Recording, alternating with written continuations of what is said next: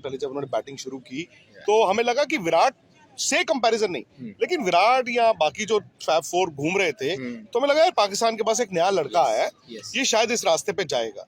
वो रास्ते पे गुम कहाँ हो गए, दिक्कत कहाँ आई?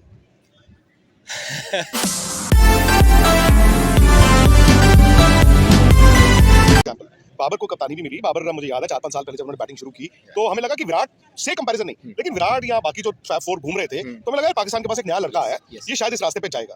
वो रास्ते पे गुम कहाँ हो गए, दिक्कत कहाँ आई? पहले तो ये इसका जवाब तो वो बहुत अच्छी तरह बाबर ही दे सकते हैं, लेकिन जब मैं हमेशा ये कहता हूँ कि जब आप अपनी टीम को पीछे छोड़ते हैं, अपने आप को आगे रखते हैं ना, तो प्रॉब्लम्स आती हैं। और कहीं ना कहीं हमारे मीडिया का भी कसूर है, जैसे मैंने आपको बोला हमारे सिस्टम का भी कसूर है कि वो भी चीज़ें दे दी गई जिनकी ज़रूरत नहीं थी। मुझे लगता है कि बाबर अगर एज अ बैट्समैन ही फोकस करते तो शायद ज़्यादा बेहतर डिलीवर कर सकते। कल अहमद शहजाद थे, उन्होंने मेरे साथ इंटरव्यू किया, उन्होंने अहमद भाई ने सेम यही चीज़ कही कि वो शायद कप्तानी के लिए तैयार नहीं थे। मुझे लगता है कि वो, क्योंकि देखें अब जो सरफराज की मैं क्यों एग्जांपल दूंगा कि शायद वो उनकी अपनी शायद परफॉर्मेंस बैटिंग में उस तरह ना हो, लेकिन वो एक क्लेवर कैप्टन थे, वो डिसीजन ले सकते थे ऑन द फील्ड, चैंपियनशिप भी जिताने वाले कप्तान। यस, और उनकी कप्तानी में देखिए कितने सारे प्लेयर्स भी मिले आपको जो खेले, रेगुलर भी खेले। तो मुझे लगता है बाबर ना तैयार थे।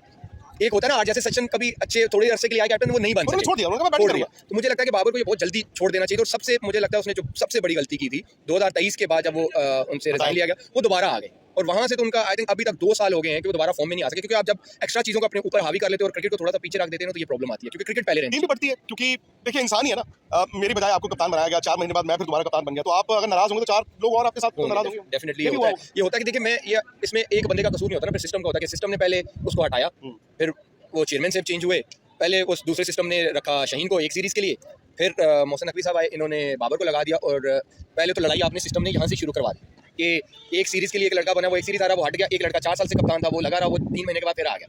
तो ये आपने डैमेज तो किया ना ये फैसला करके, और फिर बढ़ती है डेफिनेटली ह्यूमन बीइंग, आप हर्ट होते हो, एक बंदे को 4 साल मुझे एक सीरीज़, तो ये कहीं ना कहीं प्रॉब्लम क्रिएट होती है। लेकिन मैं कहता हूँ कि ये भी सिस्टम का ही कसूर है, क्योंकि आपको लड़कों को, मैंने आपको जैसे पहले बोला कि वो चीज़ें देनी चाहिए थी जिसके वो हकदार थे। यस, उनको आप सेंट्रल कॉन्ट्रैक्ट के पैसे बढ़ा रहे थे, बिल्कुल फेयर इनफ, मैच फीस बढ़ा रहे थे, फेयर इनफ। जब एक बंदा एक चीज़ आप डिलीवर नहीं कर सका और 4 साल से आप देख रहे हो कि इवेंट में वो नहीं कर सका, तो आपको नहीं करना चाहिए था। तो उसके बाद फिर बाबर का, जैसे आपने बोला कि दिक्कत कहाँ आई, वो फैसला मुझे लगता है बाबर को 2 साल से अभी तक डैमेज कर रहा है उसकी परफॉर्मेंस।